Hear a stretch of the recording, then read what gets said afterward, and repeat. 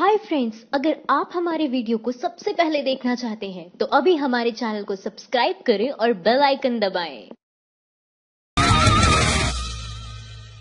UP में PhD holders ने किया चपरासी बनने के लिए आवेदन। राहुल बोले, योगी राज में ना किसानों को सही दाम, ना युवाओं को सही काम।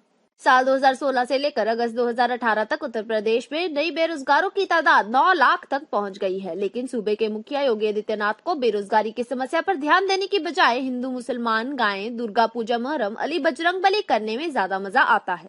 सीएम योगी आदित्यनाथ कल पश्चिम बंगाल में हिंदू मुसलमान कर रहे थे, तो आज उनकी सरकार ने मुजफ्फरनगर दंगों के 38 आरोपियों से केस हटाने का आदेश दिया है। यानी लोकसभा चुनाव से ठीक पहले माहौल को हिंदू मुसलमान के रंग बेरंग देने की पुरजोर कोशिश हो रही है। अगर बीजेपी और योगी सरकार ने युवाओं, बेरोजगारों के लिए काम किया होता तो उन्हें चुनाव जीतने के लिए सांप्रदायिक बोलों की जरूरत नहीं पड़ती। खैर, सांप्रदायिक छवि की पार्टी बीजेपी और ऐसे ही छवि वाले सीएम योगी आदित्यनाथ और उनकी सरकार से बहुत ज्यादा उम्मीद भी नहीं की जा सकती। यूपी में बढ़ती बेरोजगारी की बात खुद योगी सरकार के श्रम और सेवा योजन मंत्री स्वामी प्रसाद मौर्य भी मानते हैं। मौर्य मानते हैं कि 2017-18 के दौरान सरकारी सेक्टर में नौकरियां घटी हैं। हालांकि वो कहते हैं कि प्राइवेट सेक्टर में नौकरियां बढ़ी हैं। साथ ही मौर्य बढ़ती बेरोजगारी के लिए बढ़ती आबादी को जिम्मेदार ठहराते हैं।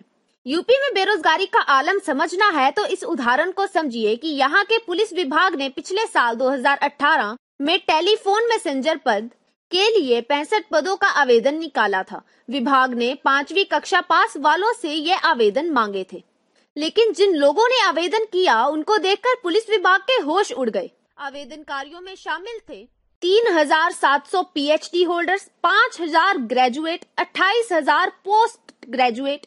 इतना ही नहीं, चयनकर्ताओं को मिले 93,000 आवेदनों में से सिर्फ 7400 आवेदन ही 5वीं पास थे। गौरतलब है कि पिछले दिनों बिजनेस स्टैंडर्ड द्वारा प्रकाशित NSSO रिपोर्ट के इसका खुलासा हुआ था कि देश में बेरोजगारी में 45 सालों का रिकॉर्ड तोड़ दिया है। इस साल 2017-18 में इतनी बेरोजगारी रही है कि जितनी पिछले 45 सालों में नहीं थी। इस रिपोर्ट के आने के बाद यूपी में भी बेरोजगारी को लेकर बहस छिड़ी हुई है। बेलगाम बेरोजगारी पर कांग्रेस अध्यक्ष राहुल गांधी ने सरकार को कटघरे में खड़ा किया है। उन्होंने ट्वीट किया है कि किसानों को सही दाम नहीं मिलता, युवाओं को सही काम नहीं मिलता, जुमले राजा के चौपट राज में किसी कर्मयोग को सम्मान नहीं मिलता। सरकार काले धन की रिपोर्ट नहीं करेगी, साझा बसपा नेता बोले, साबित हुआ काला धन भी जुमला था। काला धन वापस लाने का दावा करने वाली केंद्र की मोदी सरकार ने देश और विदेश में मौजूद काले धन की रिपोर्ट सार्वजनिक करने से मना कर दिया है। आरटीआई के तहत सरकार से काला धन पर उन रिपोर्ट की जानकारी मांगी गई थी जो अलग अलग जांच एजेंसियों ने 2013-14 के दौरान सरकार को सौंपी थी। वित्त मंत्रालय का कहना है कि इन रिपोर्ट की जांच एक संसदीय समिति कर रही है। ऐसे में अगर उन्हें सार्वजनिक कर दिया तो सांसद के विशेष अधिकार का हनन होगा। बता दें कि साल 2011 में कांग्रेस की अगुवाई वाली यूपीए सरकार ने 3 एजेंसियों के साथ मिलकर काला धन पर जांच करवाई थी। तीनों ने साल 2013-14 में सरकार को अपनी रिपोर्ट सौंपी थी। इन एजेंसियों में National Institute of Public Finance and Policy, National Institute of Applied Economics Research और National Institute of Financial Management शामिल थे। सत्ता में आने से पहले प्रधानमंत्री नरेंद्र मोदी अपनी हर चुनावी रैली में इस बात का दावा करते थे कि उनके पीएम बनने के 100 दिन के भीतर काला धन देश में आ जाएगा। यह दावा भी आम ही था कि उन्होंने कथित तौर पर काला धन लाकर हर भारतीय के खाते में 15 लाख रुपए पहुंचाने की बात कही थी। लेकिन अब काला धन तो छोड़िए, सरकार उसकी रिपोर्ट देने को भी राजी नहीं है। मोदी सरकार ने यह तो माना है कि इन संस्थाओं को काला धन पर रिपोर्ट सौंपी थी, लेकिन उसका कहना है कि आरटीआई के तहत जो जानकारी मांगी गई है वो आरटीआई की धारा 81C के तहत नहीं आती है, इसलिए उसे साझा नहीं किया जा सकता। आरटीआई के दिए जवाब के मुताबिक सांसद की स्थिति स्थायी समिति को यह रिपोर्ट 21 जुलाई 2017 को सौंपी गई थी। इस मामले को लेकर बहुजन समाज पार्टी बसपा के प्रवक्ता सुधींद्र बुधरिया ने स्थित प्रतिक्रिया दी है। उन्होंने ट्विटर के जरिए कहा, काले धन पर भाजपा पार्टी को हो हल्ला मचाकर चुनाव जीता और सरकार बनाने के बाद नोटबंदी कर सारा काला धन जनता को विकास के लिए देने का विश्वास दिलाया, पर अब खुलासा हुआ है कि यह सब बातें जुमला थी। 2019 में जनता सब हिसाब किताब करेगी। की कमी के कारण मोदी सरकार ने रोका सेना को मिलने वाला भत्ता। बिसार ने रक्षा मंत्री से पूछा, हाउ इज द जोश। देश की राजनीति में सेना का इस्तेमाल हमेशा से होता आया है, लेकिन उसका स्तर इतना कभी नहीं गिरा जितना 2014 में मोदी सरकार आने के बाद। मोदी सरकार में सेना के हर काम के पीछे नरेंद्र मोदी को श्रेय देने से नहीं चूका गया। जब सेना ने सर्जिकल स्ट्राइक की तो गोदी मीडिया से लेकर खंभों पर लगे पोस्टर तक ने नरेंद्र मोदी को हीरो की तरह पेश किया था, मानो वही गए थे पाकिस्तान में सेना के साथ दो दो हाथ करने। इस सरकार में सेना का इस्तेमाल तो खूब किया, लेकिन जब सेना के लिए कुछ करने की बात आई तो मुंह घुमा लेती है। ताजा खबर यह है कि पैसों की कमी की वजह से सेना को दिए जा रहे टूर और ट्रेनिंग के तौर पर दिए जाने वाले भत्ते टीए पर रोक लगा दी गई है। सोमवार 4 जनवरी को सेना के अकाउंट डिवीजन की वेबसाइट पर इस बारे में नोटिफिकेशन जारी किया गया। बता दें कि पुणे में मौजूद PCDA की वेबसाइट पर एक नोटिफिकेशन जारी कर बताया गया था कि पैसे की कमी के चलते सेना के दिए जाने वाले DA को रोक लगा दी गई है। PCDA रक्षा मंत्रालय के अंतर्गत आता है। यह मंत्रालय निर्मला सीतारमण के पास है। सेना के अफसर टूर और ट्रेनिंग के लिए सफर करते हैं। इसके बदले में उन्हें DA के रूप में यह भत्ते मिलते हैं।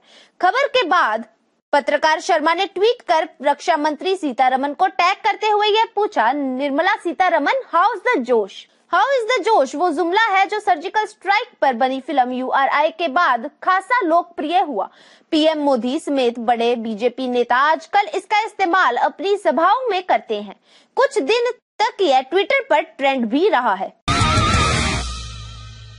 पत्रकार बोले, जिस बंगाल में दुर्गा पूजा और मोहर्रम धूमधाम से मनाया जाता है, वहां झूठ बोलकर नफरत फैला रहे हैं योगी। तो क्या योगी यही जहर बोने के लिए पश्चिम बंगाल जाना चाहते थे? तो क्या वो इसीलिए इतने बेताब थे?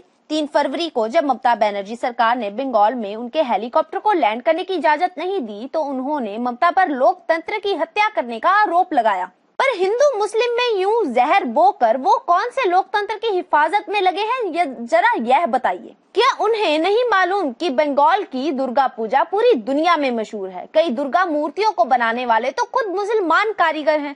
काश कि योगी आदित्यनाथ यह सब जानते, या फिर वह जानते हुए भी नफरत की राजनीति करने से बाज नहीं आ रहे। पत्रकार आशुतोष मिश्रा ट्वीट कर लिखते हैं कि यह तो सरासर झूठ है। पश्चिम बंगाल से बड़ी दुर्गा पूजा देश के किस प्रांत में होती है? वह मोहर्रम भी धूमधाम से होता है, दुर्गा पूजा भी धूमधाम से होती है। बंगाल की अच्छी बात यह है कि यहाँ लोगों के बीच सांप्रदायिक जहर नहीं फैलाया जा सकता। वो अपने दूसरे ट्वीट में लिखते हैं कि यह कहने के लिए योगी जी को बंगाल में रैली करनी थी, यही कहने के लिए सारा बवाल हो रहा था। तथ्यात्मक रूप से यह बात सरासर झूठ और गलत है। मोदी राज में युवाओं के आए बुरे दिन। 14 सफाई कर्मी पदों के लिए 4600 MBA और इंजीनियरों ने किया आवेदन। नरेंद्र मोदी ने 2014 के लोकसभा चुनाव के दौरान अपनी रैलियों में चीख चीख कर यह दावा किया था कि सत्ता में आने पर हर साल उनकी सरकार 2 करोड़ लोगों को रोजगार देगी, लेकिन असल में सच्चाई इसके कोसों दूर है। अगर देश में बेरोजगारी का आलम समझना है तो चलिए तमिलनाडु का रुख करते हैं। तमिलनाडु विधानसभा सचिवालय में स्पीकर और सफाई कर्मचारियों के लिए कुल 14 पदों के लिए भर्ती निकली है। आपको यह जानकर बेहद हैरानगी होगी कि इन पदों के लिए M.Tech, B.Tech, MBA, post graduate और ग्रेजुएट सहित कई बड़ी डिग्री वालों ने आवेदन किया है। इन सफाई कर्मचारियों के पदों के लिए लगभग अब तक 4600 इंजीनियरों और MBA वालों के एप्लीकेशन आ चुके हैं। आप समझ सकते हैं कि देश में बेरोजगारी का क्या आलम चल रहा है। हालांकि यह पहला मौका नहीं है जब मामूली पदों के लिए कई बड़ी डिग्री वालों ने आवेदन किया है। लगभग 1 महीने पहले ऐसी ही खबर राजधानी दिल्ली से आई थी। पुलिस विभाग की मल्टीटास्किंग स्टाफ के लिए 707 पदों की भर्ती निकली थी। यह पद थे धोबी, मोची, सफाई कर्मचारी, रसोईया, माली आदि। अब यह सुनिए कि इन पदों के लिए कितने आवेदन आए और कितने बड़ी डिग्री वालों बेरोजगारों ने इनका आवेदन किया। इन 707 स्टाफ पदों के लिए आवेदन किया है 7,50,000 लोगों ने। चौंक गए? अब तो एक और बात बाकी है और वो यह है कि इन 7,50,000 लोगों में मोची, बड़ी, रसोई, माली वगैरह के पद के लिए अप्लाई करने वालों में MBA, MSc, B.Tech, MCA जैसे बड़े डिग्री धारक बड़ी संख्या में शामिल हैं। इन 7,50,000 लोगों में 3 लाख से ज्यादा लोग MA और MSc डिग्री के हैं। 1200 में करीब MBA डिग्री वाले हैं। 360 B.Tech डिग्री वाले शामिल हैं। इन पदों में भर्ती की योग्यता सिर्फ 10वीं होने के बावजूद MBA, BTech, MSc, MA degree वालों का 707 पदों के लिए लाखों की संख्या में आवेदन करना देश में बेरोजगारी की हाल का जीता जागता सबूत है। माइंड द न्यूज रूम की रिपोर्ट। Thank you for watching our video. अगर आपको हमारी वीडियो पसंद आई हो तो इसे लाइक जरूर करें और हमारे चैनल को सब्सक्राइब करना ना भूलें।